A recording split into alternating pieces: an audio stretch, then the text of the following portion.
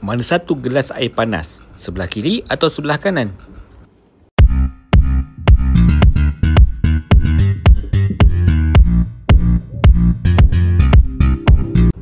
Dalam termodinamik, air panas mempunyai tenaga kinetik yang lebih tinggi daripada air sejuk. Tenaga kinetik ini berpunca daripada tenaga haba yang ada pada air panas. Tenaga kinetik yang tinggi inilah yang menyebabkan zarah-zarah air panas bergerak lebih laju. Air panas ni ibarat orang di konsert rock. Jadi bila dapat tenaga, dia akan bergerak lebih pantas, hyperaktif, bergerak, melompat dan sebagainya.